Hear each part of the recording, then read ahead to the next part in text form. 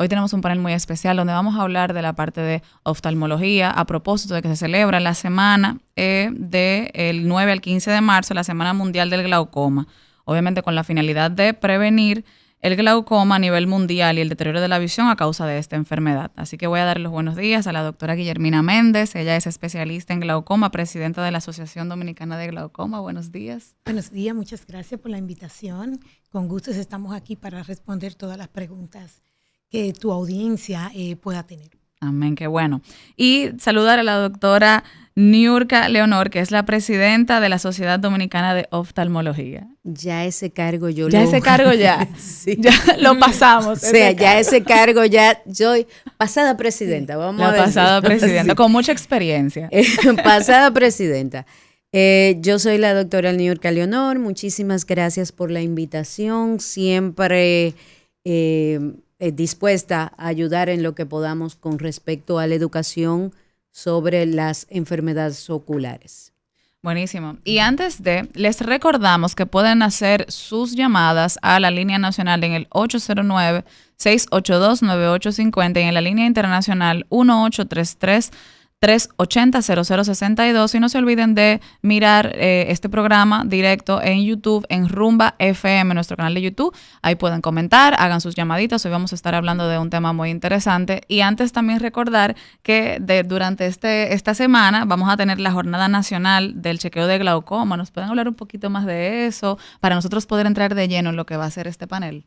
Pues claro, con motivo de la Semana del Glaucoma, sobre todo que el día 12 es el Día Mundial del Glaucoma, pues hemos preparado y hemos estado preparando durante varios años lo que es nuestro Día Nacional de Detección de Glaucoma, lo que es el Día G. ¿Y en qué va a consistir? Es en el cual a todas las personas que acudan a los diferentes centros sanitarios y hospitalarios de nuestro país y también algunas clínicas privadas, a lo que es la detección de un examen para la detección de glaucoma, en lo que consiste es en tomar la presión del ojo y también mirar lo que es su nervio óptico. Estarán en los principales hospitales aquí en Santo Domingo, como es el Hospital Dr. Elías Santa Ana, el Hospital Secanot, el INDEN, también el Hospital de las Fuerzas Armadas. En Santiago tendremos el Hospital Cabral Ibáez y también a nivel de algunas clínicas privadas.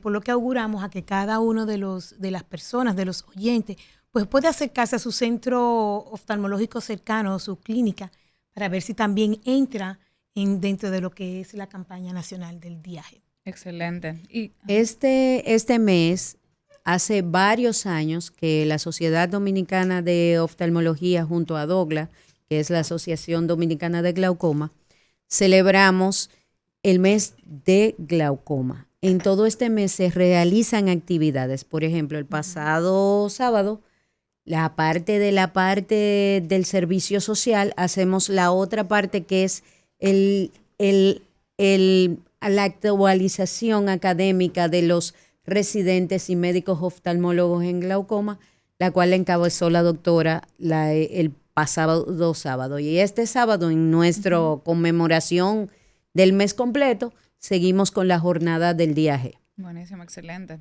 Sí, aquí, si quieren, puedo mencionar dentro de los centros que van a estar: Santo Domingo Este, Santiago, San Cristóbal, Baní, Azua, Barahona, La Romana, Punta Cana, pero todos.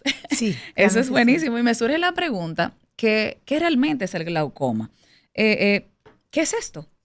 Bueno, tenemos primero que saber, anatómicamente hablando, que nosotros tenemos un nervio que es como ese cable de enlace entre el ojo, que es como una cámara, hasta su receptor, que es el cerebro, que es donde realmente vemos. Entonces, cuando este se afecta, que es una de las cosas que produce el glaucoma, o sea, lo peor que puede ocurrir es que ese nervio se dañe porque los nervios no se regeneran. Entonces, el daño es irreversible. Entonces, el cable es como que tú tuvieras una cámara o un televisor y el cable de enchufe del televisor a la conexión eléctrica no exista. No vas a ver nada. Solamente con el que viene, literalmente. Exacto. Y eso se va como degenerando, eso es, ¿cómo es, se va dando ese proceso? Hay diferentes tipos de glaucoma que la doctora va a definir en un momentito. Y entre esos diferentes tipos, entonces podemos ver las diferentes causas que lo provocan. Okay. Así es. Pero para definirle así a tus oyentes, el glaucoma no es más que un grupo de patología o de enfermedades oculares en el cual, por un aumento de la presión del ojo, pues va dañando ese nervio óptico, como muy bien dijo la doctora Niurka, y va dando una ceguera lentamente progresiva. Y lamentablemente esta enfermedad es silenciosa, no da síntomas. Entonces, por eso es el llamado el ladrón silencioso de la visión. Buenísimo. Por eso es que hacemos tanto hincapié y concientizamos a los pacientes, porque regularmente cuando nos llegan a la consulta o van a ser diagnosticados, es ya cuando tiene un daño muy avanzado y es muy poco lo que podemos ofrecerle cuando hay un daño muy avanzado o pérdida de la visión. Pero y ese daño, por ejemplo, que va avanzando, ¿hay algún síntoma donde uno se dé cuenta? Porque cuando yo pienso, wow, cuando se llega con un gran deterioro, yo imagino como que ya las personas tal vez no ven o tienen ciertas situaciones. En principio no. En principio no da. Cuando está dando síntomas, ya es porque hay un avance bastante importante.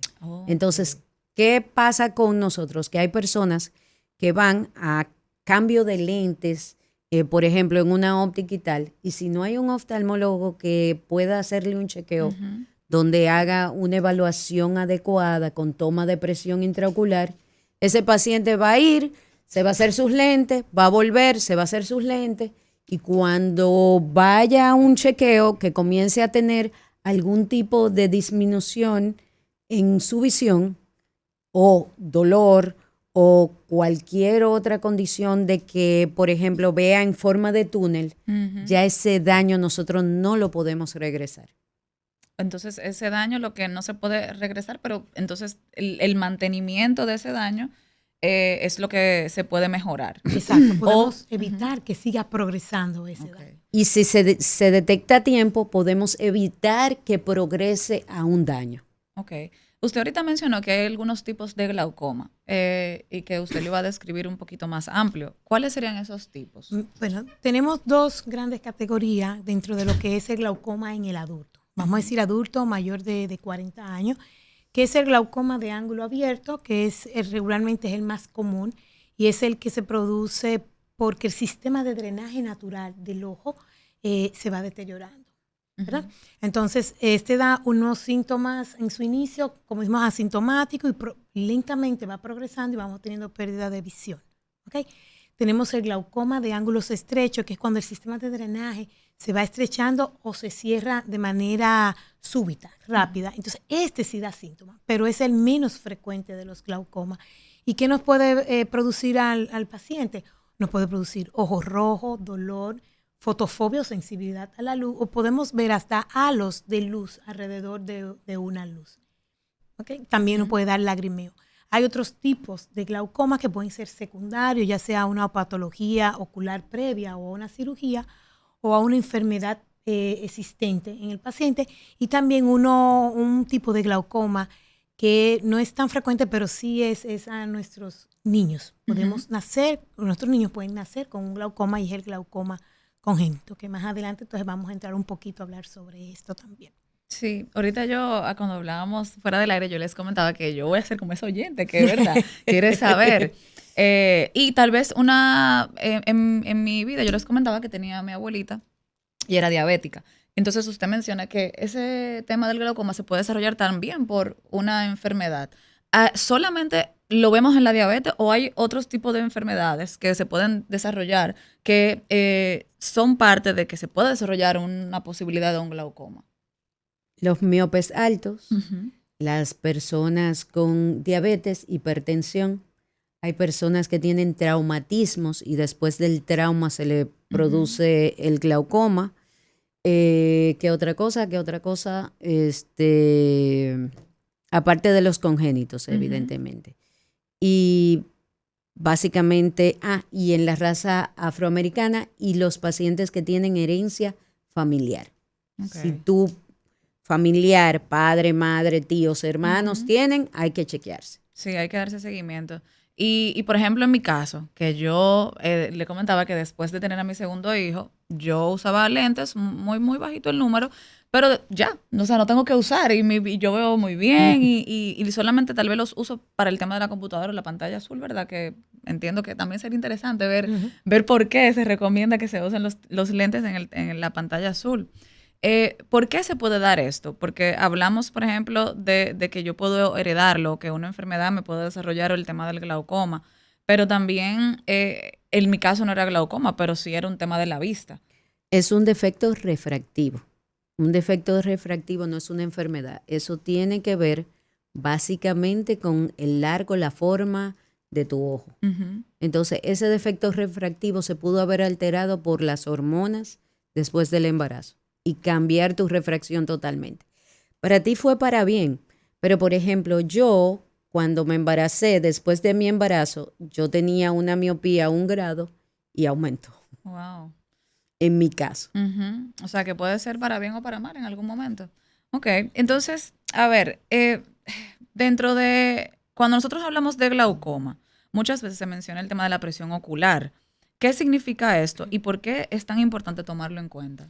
Bueno, cuando hablamos de presiones, es la presión que ejerce, bueno, en el ojo se produce un líquido, ¿verdad? Que es el humor acuoso. Por eso tenemos la consistencia del ojo como una esfera redonda. Si no tuviera este líquido y otras estructuras, pues el ojo fuera como una pasa. Entonces, ¿qué pasa? Se va produciendo dentro del ojo este líquido que se llama el humor acuoso y ejerce una presión tanto cuando se va formando y también cuando va saliendo. Entonces, si hay algún daño a nivel de las estructuras, sobre todo en lo que es el sistema de drenaje, si está cerrado, si está dañado, entonces aumenta esa presión dentro del ojo y eso es lo que va dañando lo que es el nervio óptico, que es la estructura que nos conecta el ojo con el cerebro para poder ver.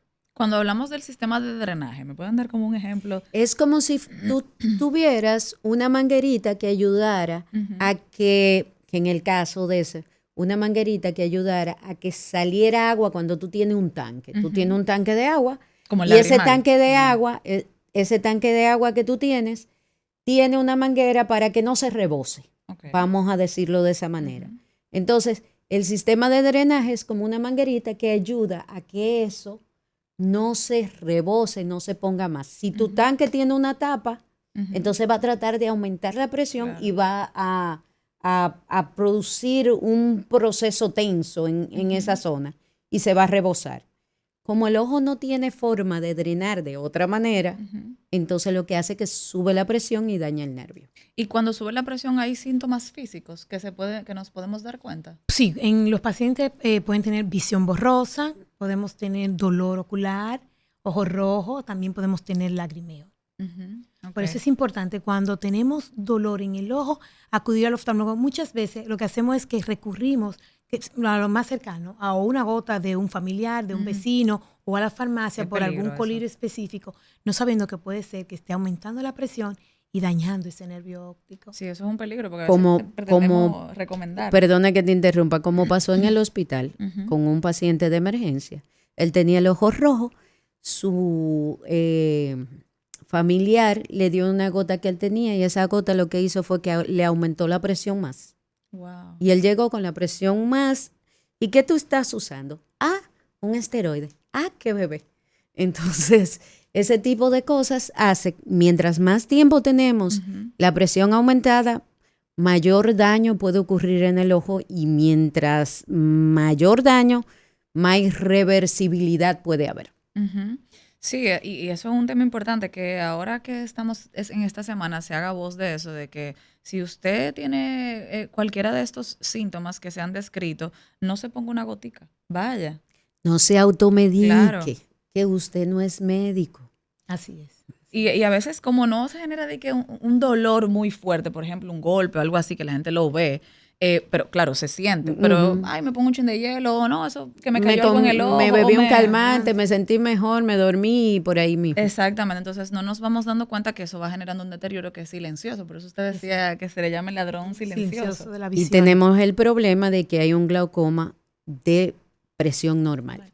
Exacto. Que también que cursa, este glaucoma tiene los pacientes la presión normal y es frecuente. Y muchas veces puede ser hasta no diagnosticado dentro de lo que es en la visita oftalmológica de rutina. ¿Por qué? Porque siempre pensamos, solamente tener la presión alta nos va a dar glaucoma. No, también la presión baja nos va dañando. ¿Por qué? Porque dentro de nuestro organismo, de nuestro funcionamiento, estas células se van dañando.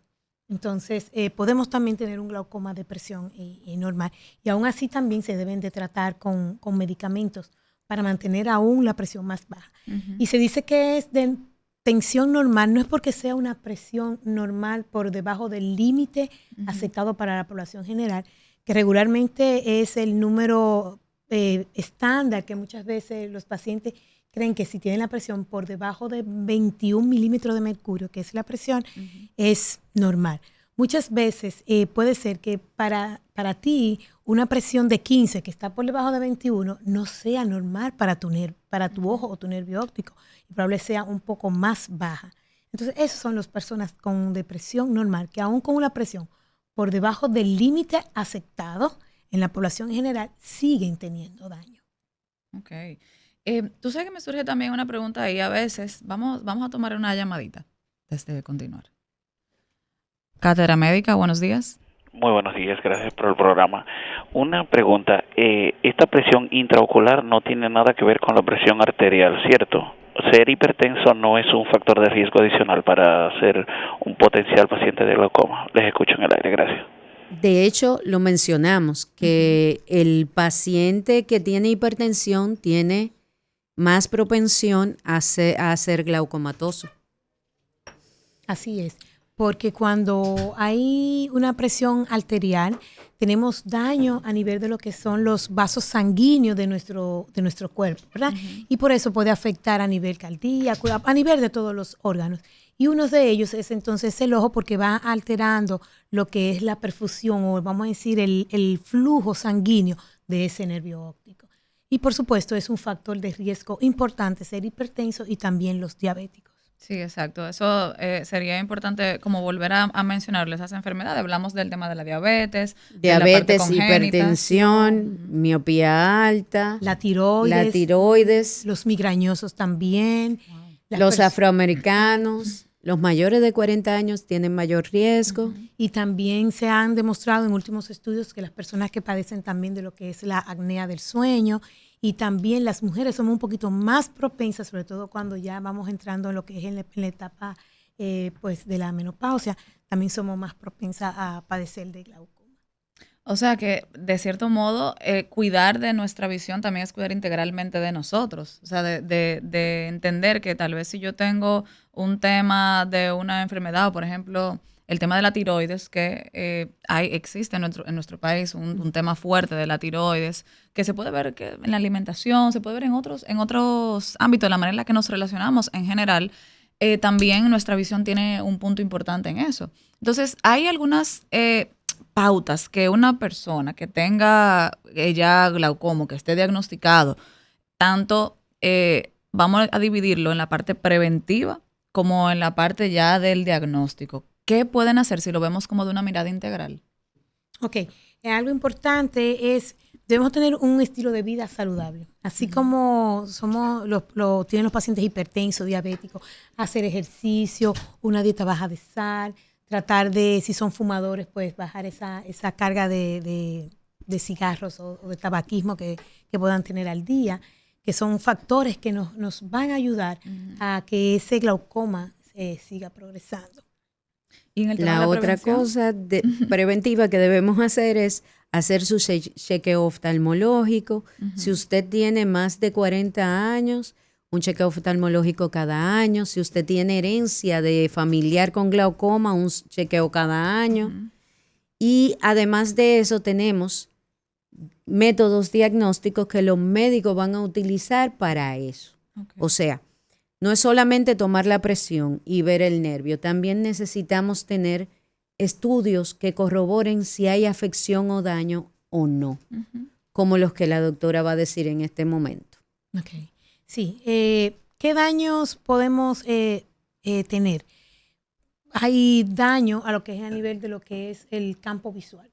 ¿Qué es el campo visual? No es más que cuando miramos de frente y podemos ver como por los laterales, como dice en el argot popular, por la rabiza del ojo. Entonces vamos perdiendo esa capacidad y entonces empezamos a ver como si fuera a través de un túnel. ¿Okay? Entonces por eso es uno de los daños y debemos tenerlo, corroborarlo con los estudios, con lo que es la campimetría. También debemos de ver cuáles son los daños a nivel celular de ese nervio óptico. Por eso hacemos también tanto hincapié, porque cuando tenemos un daño importante en el campo visual, y es un problema realmente para salud pública. ¿Por qué? Porque muchas personas andan deambulando, manejando, y tenemos un campo visual muy reducido. Entonces, al tener este campo visual tan reducido, solamente podemos ver si viene una persona o un vehículo en el frente y perdemos esa capacidad de ver en los laterales.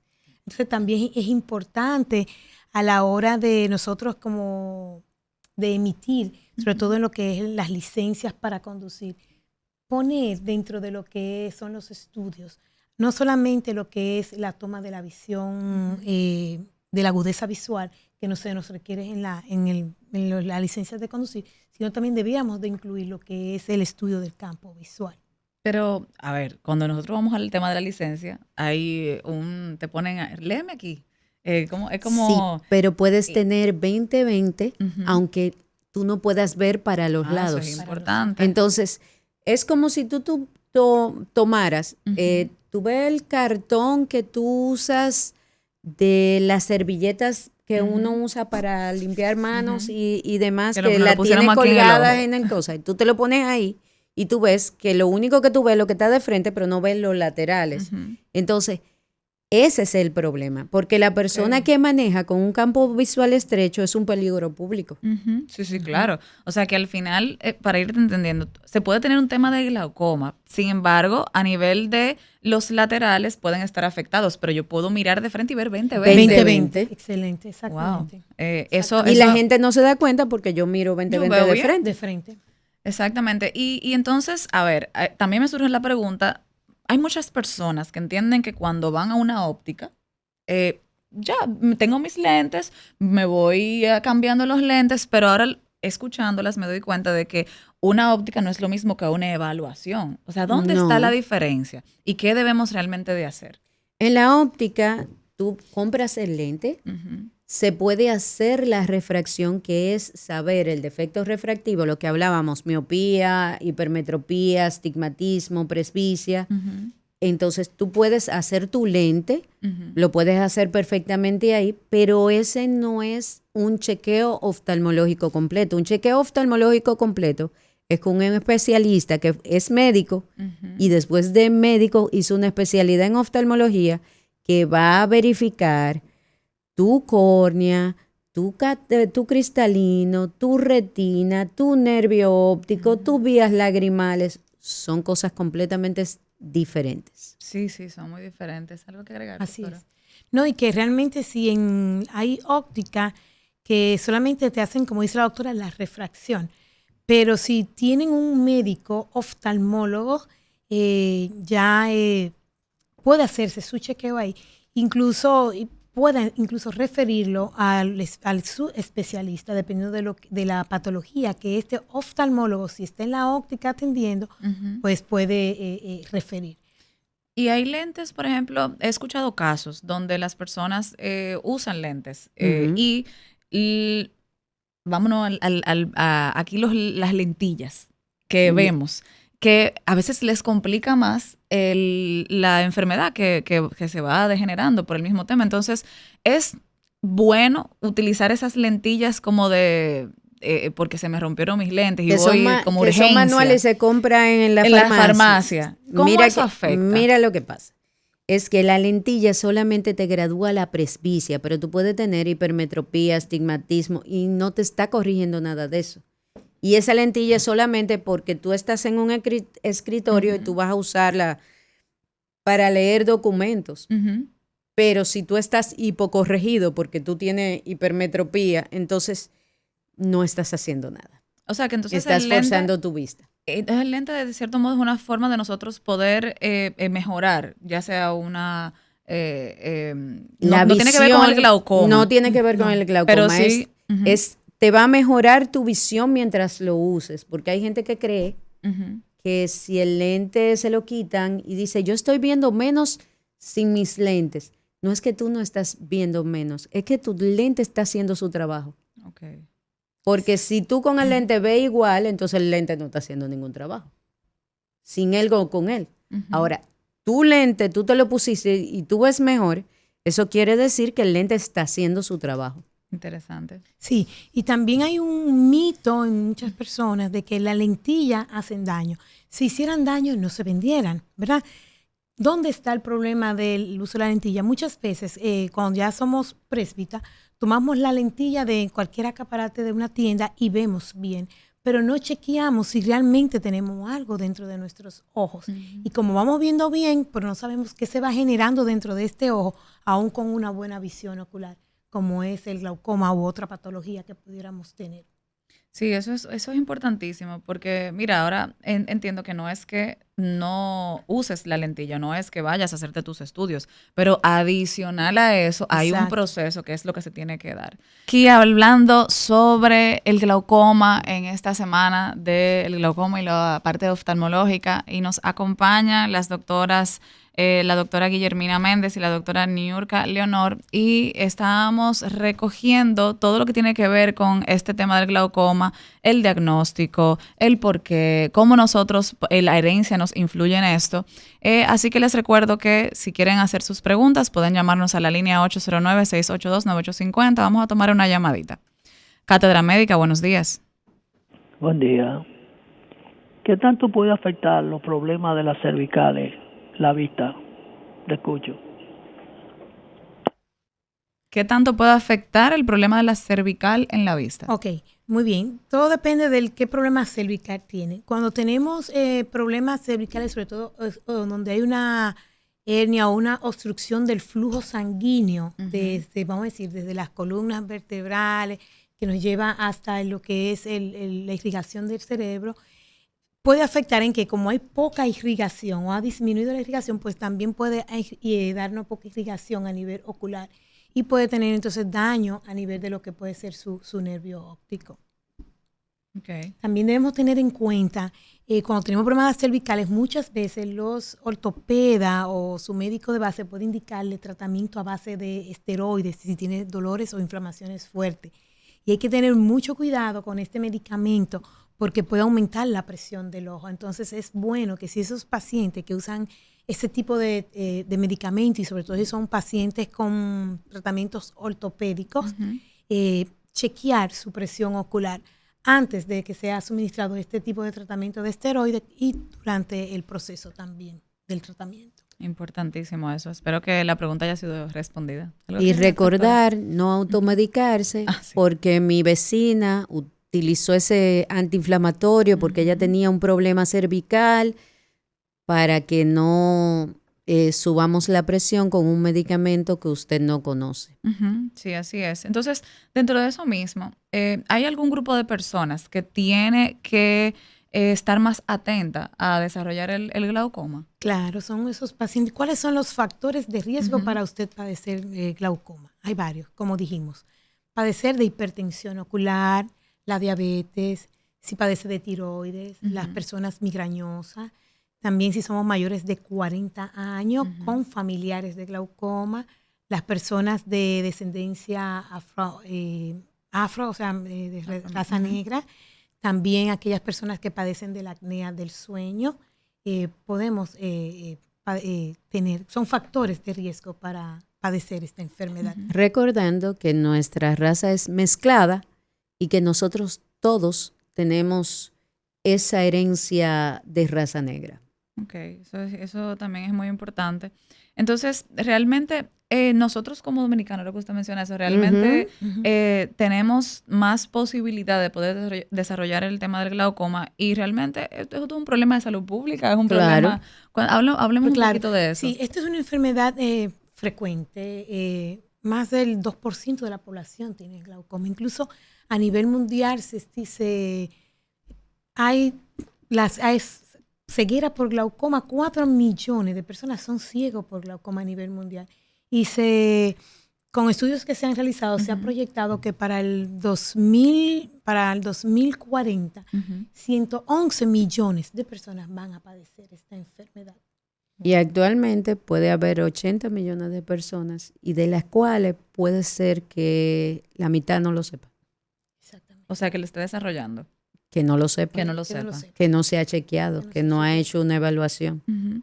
Y de mientras más edad, entonces más frecuente sea la enfermedad. Ujú. O sea, que hablamos que a partir de los 40 ya somos propensos a poder desarrollar el tema del Y glaucoma. a los 60 años se hace mayor. Se hace más. Ujú, Y a sí. los 80 todavía aún más. Y ya todavía hay eso es importantísimo. Entonces, dentro de la experiencia de cada uno de ustedes, hablemos un poquito de lo que usted mencionaba de el OCT. Ah, Eh, que la doctora estaba hablando del campo visual, que Ujú. ya lo tocamos ahorita, entonces está el OCT. El Ujú. OCT me mide un grupo de fibras que nosotros tenemos, Ujú. de la capa de fibra del nervio óptico, que ellas se van disminuyendo y me dan un concepto más claro del tamaño de la excavación. La excavación es por donde salen las fibras. Ujú. Con los pacientes en glaucoma se hace mayor. Ujú. Nosotros dividimos eso en 10 porciones. Por ejemplo, es una pizza de 10 pedazos y cuando tú tienes 3 sobre 10, ese nervio está donde debe estar. Pero hay otros que tienen 7 y 8 sobre 10 y regularmente eso te avisa a que puede tener esa condición. Entonces, el OCT es un estudio complementario al campo visual. Ok, y eso es lo que se va a estar desarrollando dentro de la jornada. No, en que la vamos a tener jornada ahora. vamos a primero tomar presión y ver nervios ópticos, a ver si hay cambios que te sugieran, porque el nervio tiene formas en que salen los vasos y demás. Y si hay una excavación grande, entonces tú asumes la sospecha y Ujú. entonces le mandas a hacer los estudios de rigor. O sea, que es un prediagnóstico, es muy Ujú, importantísimo ujú. que se así haga es. eso. ¿Algo más que agregar, doctora, sobre esto mismo? No, sí, y aparte de lo que es el campo visual, el OCT, también se debe de tener dentro de lo que es el grupo de método diagnóstico, lo que es las fotos del nervio óptico, porque ¿qué pasa con las fotos? Vemos cómo está en el estado actual y podemos ver en el tiempo si ese nervio ha progresado. Entonces también es uno de los métodos, vamos a decir, de diagnóstico que vamos a tener para los pacientes con glaucoma. Además, es una cosa que ayuda a que la memoria del médico, que no puede estar en cada paciente el tamaño exacto y demás, esto te da una orientación, tú comparas tu foto de hoy con tu foto de 5 años y tú sabes si hay algún cambio en el daño que pudo ocurrir durante ese tiempo. Y en su experiencia, los pacientes que han venido ya con un glaucoma o con esa visión de túnel que ya se va viendo, ahora que recuerdo, tengo una amiga que ella cuando fue a hacerse su chequeo, le dijeron que a la larga ya podría como ir desarrollando esa vista que se le iba como acortando, no recuerdo bien el nombre, y no estoy segura si era un tema de glaucoma, pero sí ya está dentro de los 40 años. Y las gotas que le recetaron creo que era como para que eso no siguiera su Progresando. curso y progresando. Entonces, esto se puede ver en el glaucoma, ese progreso, se puede detener este deterioro. Bueno, según tu amiga, según este dato que tú nos das, probablemente sea un glaucoma. Y entonces el tratamiento que se da después de un diagnóstico, si ahí se da el tratamiento, ¿para qué? No para quitar la afección de glaucoma, sino para usted controlar que no siga progresando. Okay, no sube la presión y así disminuye el factor de que aumente los daños a nivel del nervio óptico y por ende no nos llegue a una discapacidad visual o a una ceguera. Pero realmente lo que hace el tratamiento es, vamos a decir, parar la enfermedad ahí o enlentecer aún más El progreso. el progreso. Eso es muy importante porque a veces, entonces no es que se puede sanar.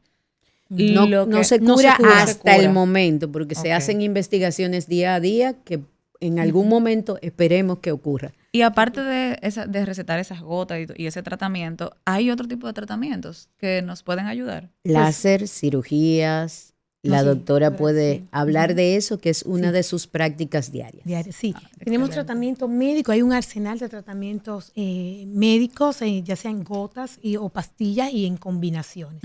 También hay tratamientos láser para darle a los pacientes y ya para ser un poquito más agresivo, pues hay las diferentes técnicas quirúrgicas para los pacientes. Es como si fuera subiendo cada eslabón. Vamos de lo más simple hacia lo más complejo, siendo lo más complejo lo que es la cirugía. Realmente hay un mito en la población de que el glaucoma no se opera. Realmente el paciente sí se opera de glaucoma para evitar que siga progresando la enfermedad. Importante. Y hablando del tema de si se puede cirugía, el tema del láser, en la población hay muchos niños que ya vienen con un deterioro congénito a nivel de herencia. Vemos niños que usan lentes desde muy pequeños. ¿Hay una edad para operar? ¿O qué se hace en el caso de un niño que sea tan pequeñito y que ya venga con un deterioro visual? Sí, es importante. Está lo que es el glaucoma congénito e infantil. Es aquel bebé que desde el nacimiento, al nacer, quien se da primero cuenta es o el pediatra al momento del nacimiento o la madre durante lo que es la lactancia. ¿Y cómo se ve ese niño? Bueno, es aquel niño que tiene unos ojos muy grandes, más grandes de lo que probablemente sus familiares puedan tener por la genética.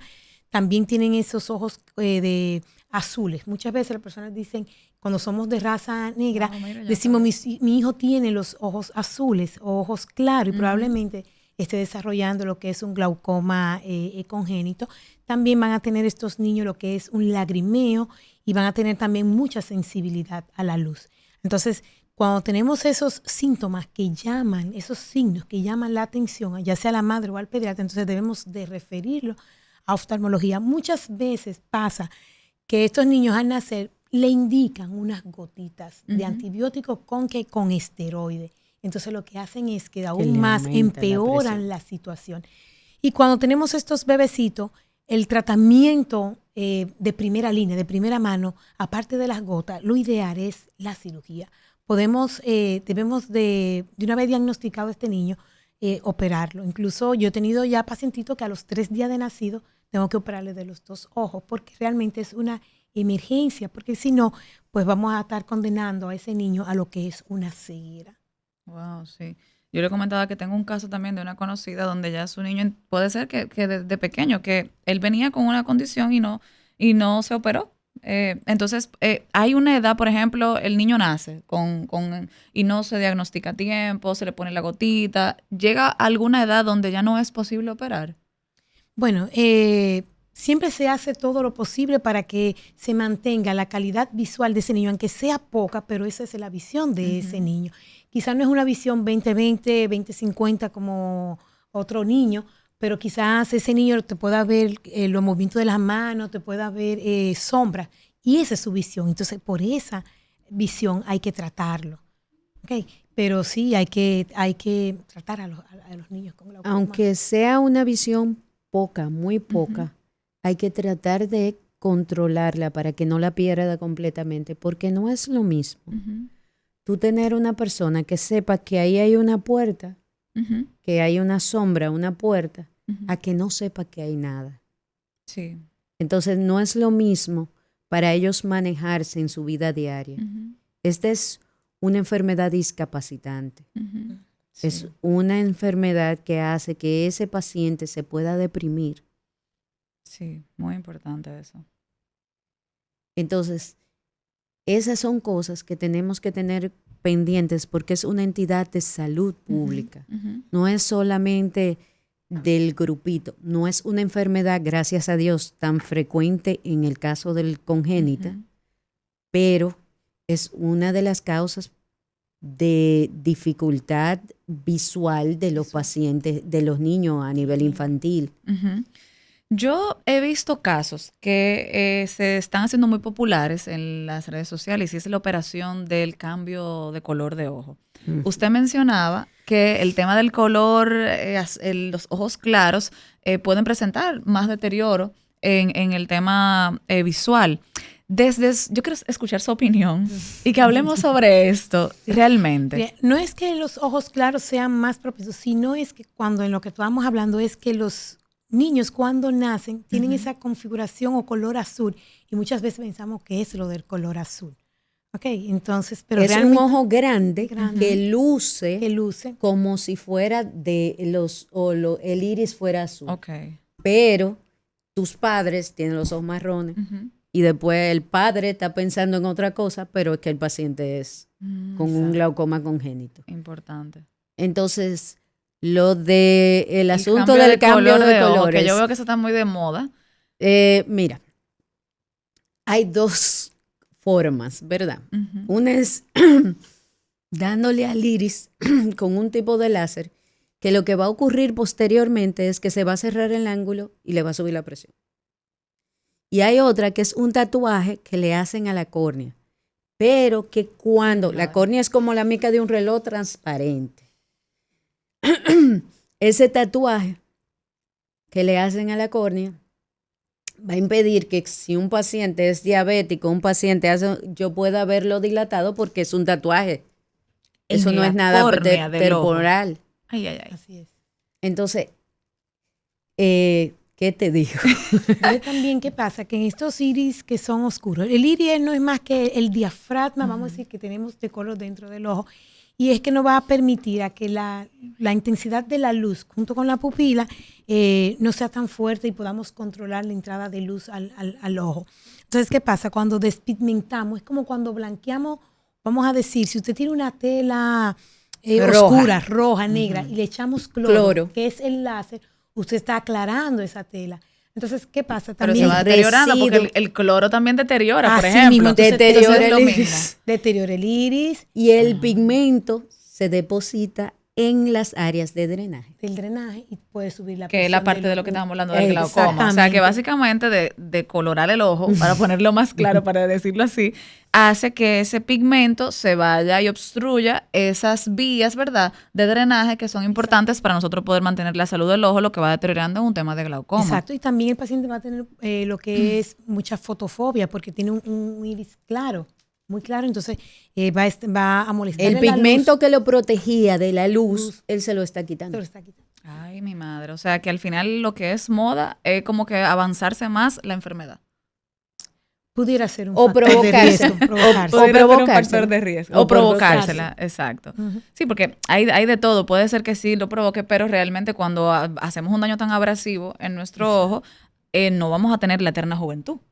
Tú sabes que en México hacen los que practican la forma gótica y demás, que esa parte blanca que se llama esclera, la ponen negra.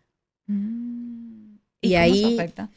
Ellos lo tatúan, pueden coger HIV y demás, porque depende de dónde tú lo tatúes. Y lo otro es que tú puedes producir una infección y perder el ojo. Así de sencillo. Y cuando se tatúan el ojo son más propensos a desarrollar una infección por la tinta o incluso la tinta que utilicen. Lo que pasa es que en el área que está, y dependiendo de cómo cojan la aguja, el tipo de aguja, la higiene y no sé qué, y todo lo demás, tú puedes, eso es como tú entrar una aguja en cualquier parte de la piel y eso es un hueco que tú dejas para que cualquier bacteria haga y prolifere. Sí. Importantísimo esto entender, porque a veces las decisiones que se toman en la juventud o por algo en particular, por una moda, no sabemos el problema a la larga que eso puede causar. Pero hay lentes de contacto. También. ¿Y cuál es el problema? Y usted eso se lo quita y se lo pone y no es nada permanente. Pero hay personas que se dejan el lente de contacto y duermen con ellos. Y has desarrollado infección. He escuchado casos de personas que quieren tener, ¿verdad?, esos ojos maravillosos de colores. Claro. Acepte sus ojos que son hermosos como usted nació. Pero se quieren agregar ese cambio y se quedan con ese ojo de contacto. ¿Eso puede afectar? ¿En qué afecta eso? ¿Nos genera alguna infección? Pues claro, podemos tener ojos de múltiples colores con los lentes de contacto y se usa y nosotros lo indicamos incluso para corregir defectos refractivos. El problema está en el usuario que no tiene la medida higiene para el uso del lente de contacto. ¿Y una cuál es? Cuando nos lo dejamos todo el tiempo. Entonces, si tenemos una buena higiene, no tenemos por qué tener infecciones o úlceras a nivel corneal por lente de contacto. Sí, eso es importante. Y cuando se habla del lente de contacto que se usa para corregir, son los lentes que se indican para cambiar los lentes. Viene con la corrección que tú necesitas, tú te lo pones y ya, te lo quitas en la noche. Además, debemos recordar que nuestra córnea tiene la particularidad que una de las cosas de las que se alimenta es del oxígeno del aire. Entonces, cuando tú pones el lente de contacto, tú estás poniendo una placa y tú le tienes que dar un chance para que respire. Claro. Si tú lo quitas en la noche y tú llegaste a tu casa, no vas a salir más y te pones tus lentes de corrección normal, de montura, tú dejas que la córnea se airee. Exacto. Claro. Eso es importantísimo, que a veces hay que ver que las decisiones, principalmente con nuestra vista, no son a la ligera, porque al final, si tú tienes tu vista bien, el que tú la estés maltratando y no se vea ahora, eso no quiere decir que a la larga eso no va a tener un posible deterioro. Pero vamos a seguir hablando más de esto luego de esta pausa, así que no se vayan. Aquí hablando en esta semana que se está celebrando la semana del glaucoma, cuidar nuestra visión. Ya hemos hablado de esos factores que pueden ser hereditarios, ambientales, de algunas enfermedades que nos puede llevar a un deterioro de nuestra visión y el tema del glaucoma. Pero también me surge la pregunta, ahora ya vamos, y quiero que entremos en el tema del tratamiento, de lo que se puede hacer, de esas cirugías. Hablamos un poquito del tema del láser y de cómo eso influye también. Pero sabemos que hay operaciones que se pueden realizar. Y les comentaba esto fuera del aire porque en nuestra cédula nueva tenemos la opción de poner si somos donadores de órganos. Yo me imagino que mucha gente puede tenerle miedo a esto de ¿lo pongo o no lo pongo? Pero vamos a suponer que alguien pueda donar. ¿Qué del ojo realmente se puede donar? ¿Y en qué casos lo amerita? Se donan las córneas. Y cuando tú donas las córneas, el paciente, o sea, evidentemente, cuando hay donación de órganos, el paciente falleció. Pero es, por ejemplo, lo más importante es que cuando nosotros necesitamos córneas, tenemos que comprarlas en Estados Unidos, porque aquí no hay la práctica de donación de córneas. Y pasó, por ejemplo, una muchacha que me ayudaba en el hogar, tuvo un familiar que falleció, era una mujer joven. Y pudieron haber donado, porque falleció fue por un asunto de una preeclampsia y tal. Pudieron haber donado ese corazón, los riñones, ese hígado, esas córneas. Y no quisieron. El miedo que hay con eso. Pero, por ejemplo, tú donas las córneas y no es que el paciente lo van a dejar sin ojo. Es que el paciente, cuando tú lo vas a ver tal cual. Lo que van a retirar es eso, que es como la parte de arriba. Y mientras más joven, mejor para el que va a ser el receptor, porque va a tener mejor posibilidad de tener una mejor condición, porque mientras más mayores tienen menos células. Entonces, mientras más joven, más posibilidades para la persona que lo recibe. Sí, eso es interesante. Eso es un tema que yo creo que puede estar sobre debate.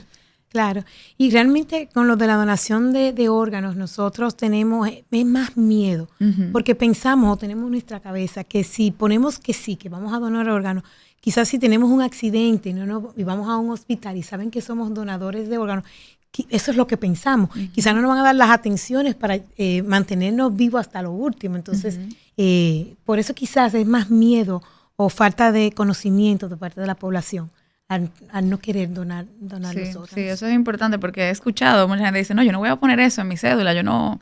Pero sí es importante, yo creo que eso es algo que también, como esto es un tema también de salud pública, el gobierno puede tomarlo en cuenta para hacer conciencia, porque al final es un documento de identidad, pero también hay que ver el por qué se está pidiendo que se ponga eso, cuál es el propósito de eso. Y bueno, creo que se puede hacer un poquito más de conciencia sobre eso, porque entiendo que es maravilloso poder salvar vidas y poder utilizar eso que ya nos sirve a nosotros, ¿verdad? Claro, para poder salvar a otros. Y sobre todo dar luz en la visión.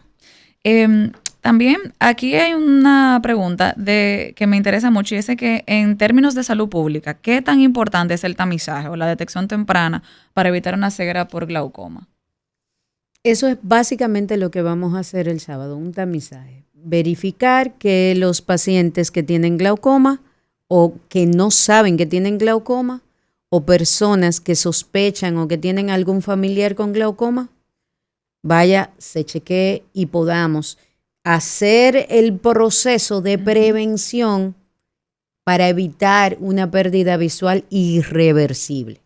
Okay.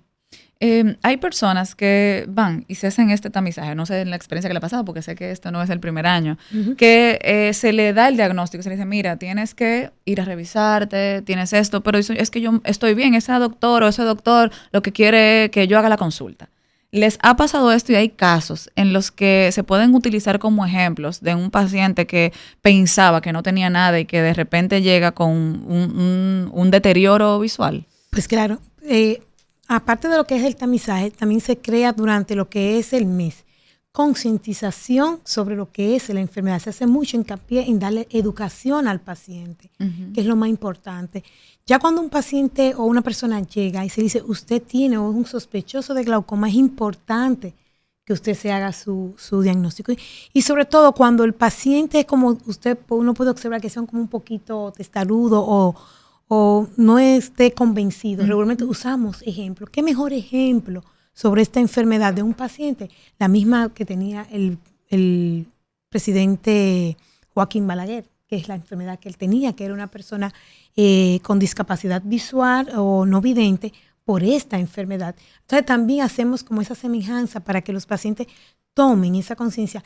Vamos a hacerse sus estudios, incluso dentro de lo que es la campaña, cuando se refieren a los centros para hacerse sus estudios, incluso son hasta mucho más económicos de lo que puede ser en lo cotidiano, en la consulta, para motivar a esa persona a que vaya.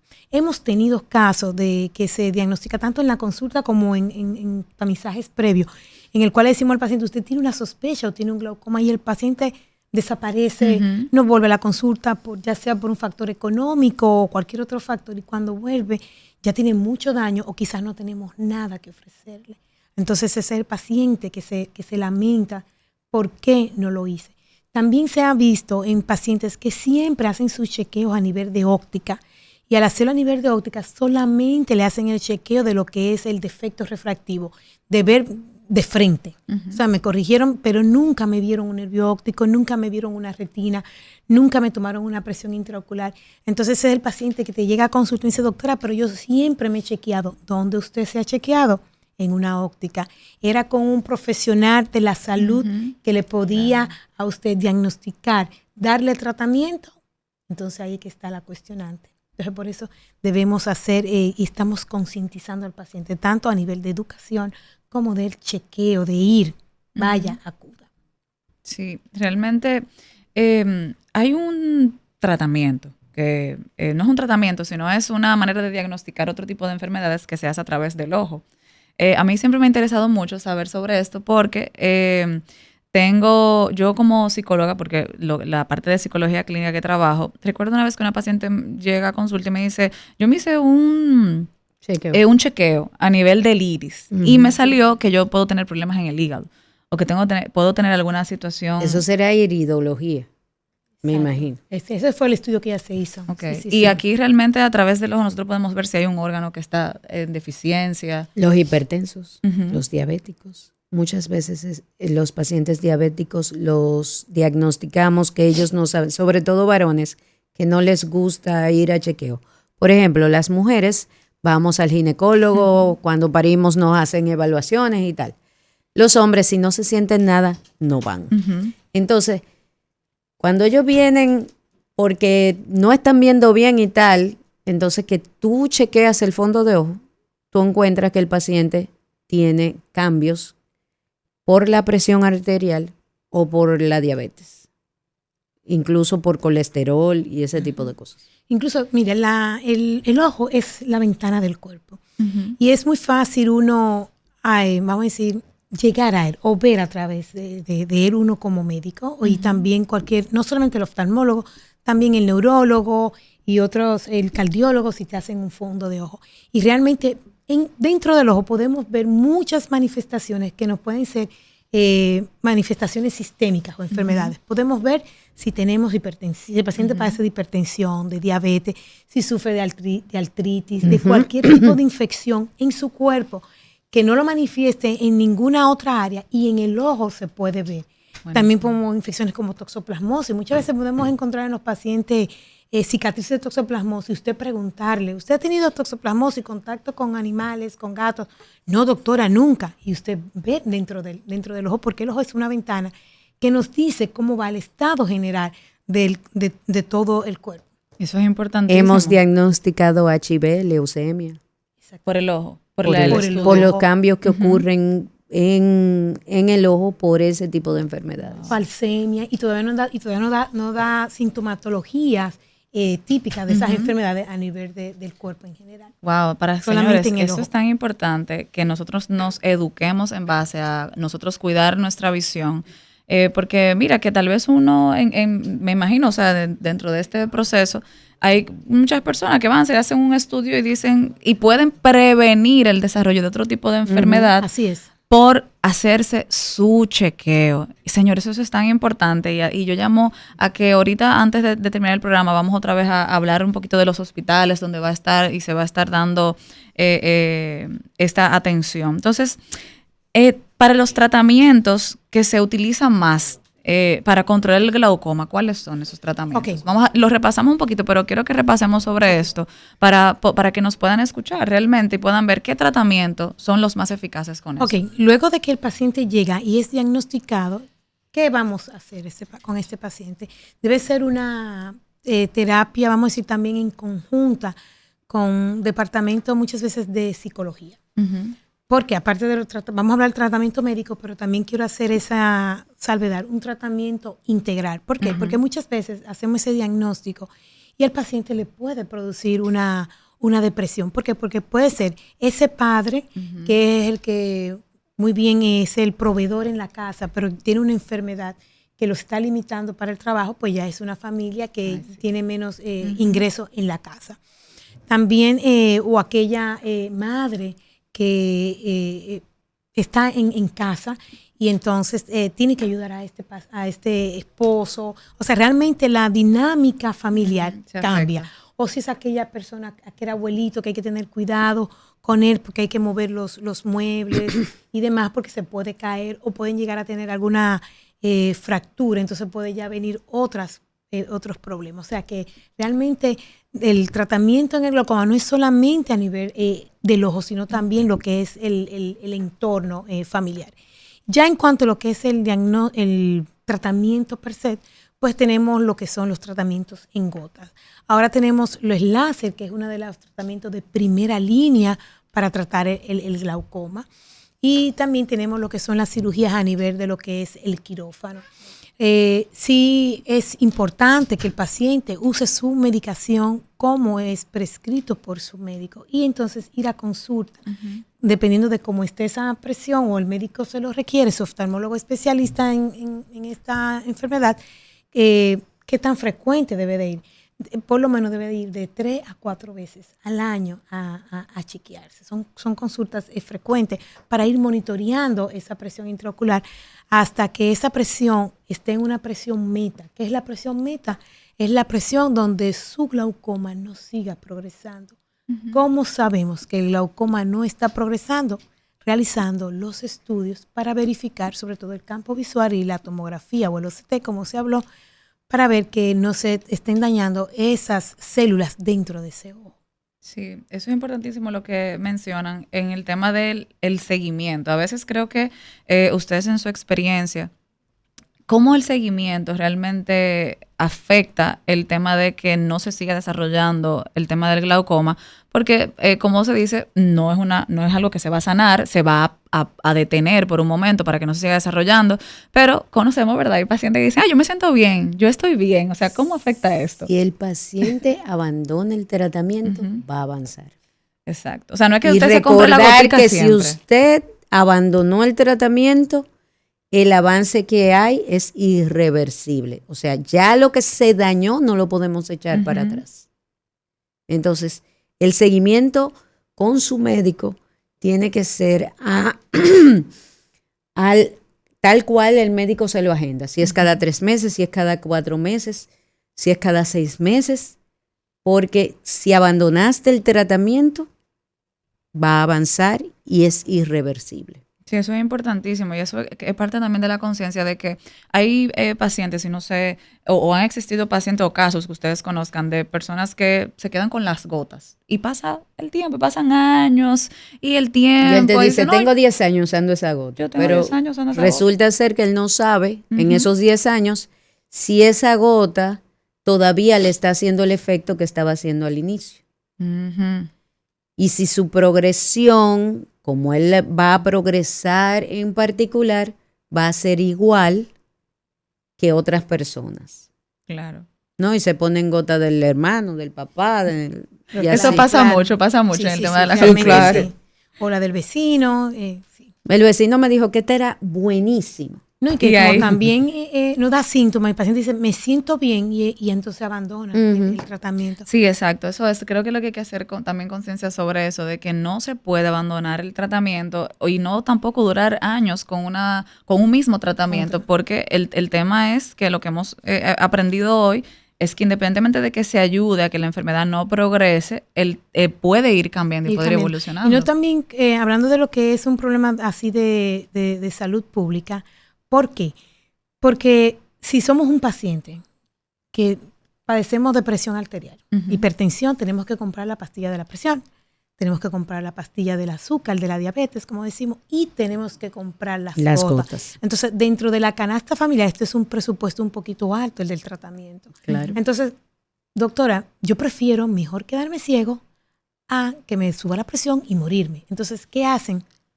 Lo más fácil, dejar las gotas. Entonces, al dejar el tratamiento, entonces nos llega la discapacidad visual. Sí. Mire, el programa de Cátedra Médica, ya en este último bloque, es decir, donde hemos estado hablando sobre el glaucoma, sus causas, cómo nosotros podemos aprovechar el tema del tratamiento adecuado para esta enfermedad y obviamente hacer eco de la jornada que se va a estar dando durante esta semana que se celebra del 9 al 15 de este mes. Entonces, quiero que cada una me pueda recoger un poquito de lo que hemos hablado y ese mensaje que cada una le podría dejar también a la población que nos escucha.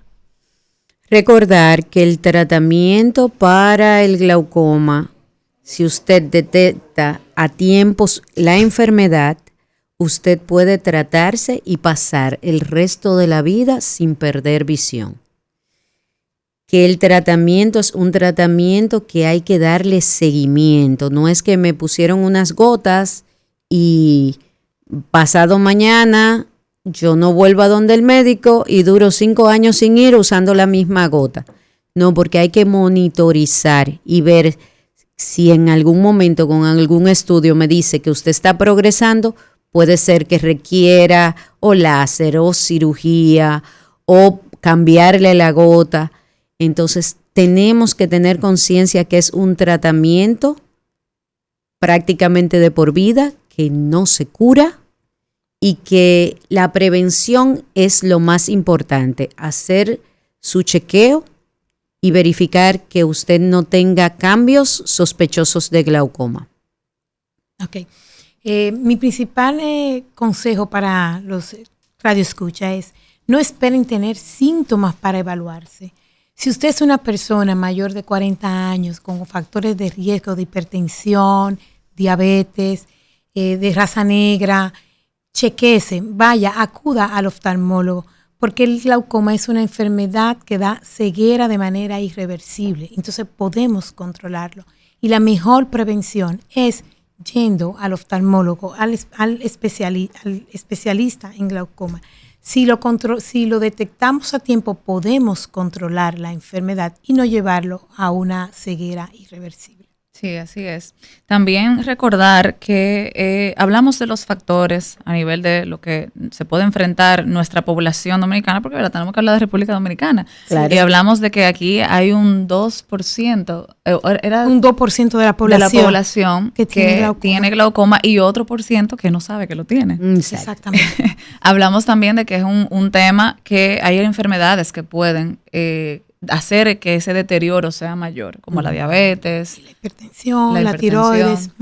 La tiroides también, que es un tema de lo que no se habla, y bueno, la importancia de nosotros poder cuidar nuestra vista, y por eso se ha dado el tema de la jornada. ¿Cuántos años tiene dándose esta jornada en nuestro país? Tenemos alrededor de 14 años haciendo la jornada anual. Y ustedes, como expertas, ¿qué realmente se han dado cuenta que hace falta mejorar dentro de esa jornada? Por ejemplo, la educación. O sea, yo digo como psicóloga, para mí lo que sigue haciendo falta es la psicoeducación en la población. Y mira que hablamos y hablamos y hablamos y todavía se necesita seguir psicoeducando. Pero dentro de esta jornada, ¿qué realmente se puede ver y se puede mejorar de mano o de cara a las personas que van a la población? Como muy bien tú dices, educación. Es la educación del paciente y también que el paciente tenga el acceso a los lugares de donde se hace el tamizaje o el acceso a una consulta oftalmológica. Quizás no para el día G o en el mes de marzo, pero sí en su cotidianidad. Un acceso a los servicios de oftalmología muchas veces es costoso para los pacientes. O tampoco puede ser que en los hospitales más lejanos de la población, no solamente en el distrito o en grandes provincias, no tengan un servicio de oftalmología.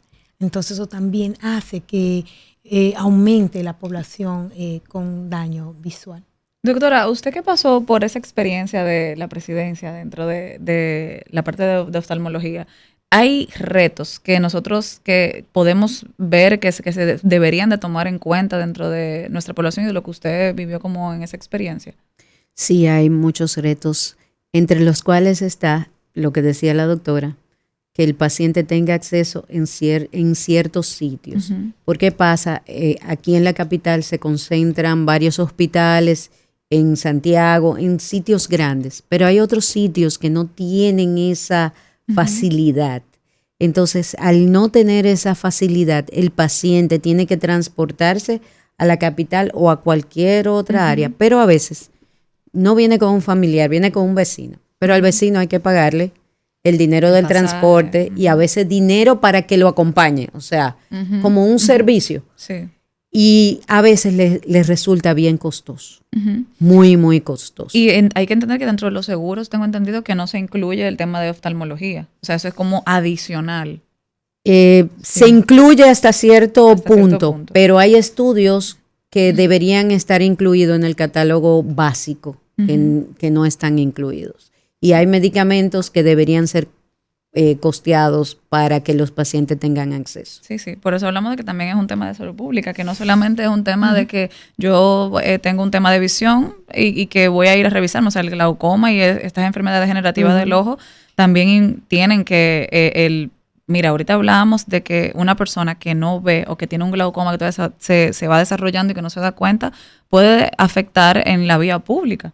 O sea, los accidentes de tránsito y quién sabe si ahora que se está en la campaña, ¿verdad?, de accidentes de tránsito, como hemos visto, que se está dando mucho ese tema de la campaña de cuidar la parte vial, hay muchas personas que realmente lo que tienen es un deterioro a nivel visual causado por un glaucoma, no se dan cuenta y eso no se toma dentro de esas evaluaciones, ¿verdad?, de por qué están pasando los accidentes. Así es. Ok, entonces vamos a repasar un poquito de dónde se va a estar dando esta jornada. Que ustedes me puedan hablar un poquito de lo que cuando llega la persona, ¿verdad?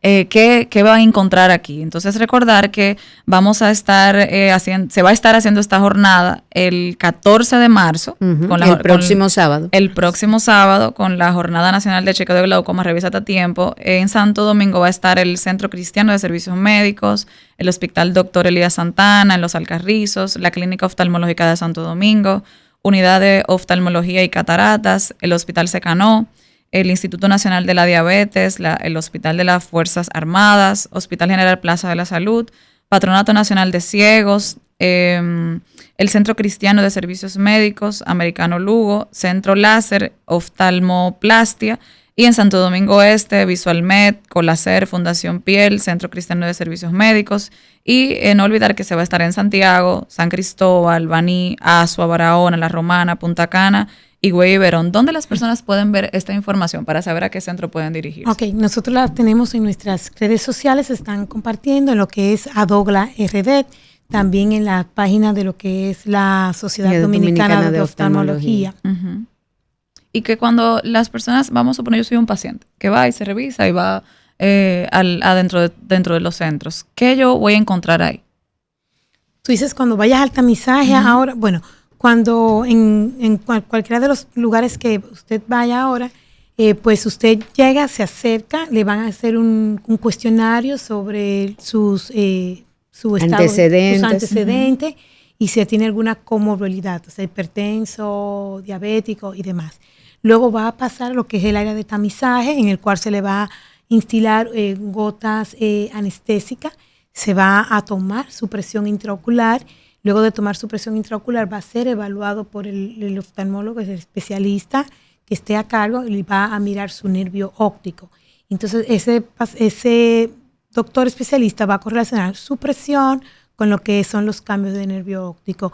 Si ve que usted es un paciente con sospecha de glaucoma, entonces de una vez va a ser remitido a lo que son hacerse sus estudios o área de estudio, que dependiendo del sitio donde se haga el tamizaje, puede ser que sea referido para otro día o sea para el mismo día. También aquellos pacientes que van y tienen glaucoma, pues también en los centros van a estar dando tratamiento de primera línea para un mes o para ese tiempo. Importantísimo esto. Entonces, dentro de esas conclusiones finales, para que las personas puedan entender por qué es tan importante tener ese cuidado por el tema para que no se desarrolle más el glaucoma, ¿qué podría decir en esas despedidas finales? Que es una enfermedad silenciosa que no da síntomas hasta que ya ha afectado parte del nervio óptico y eso no tiene reversibilidad.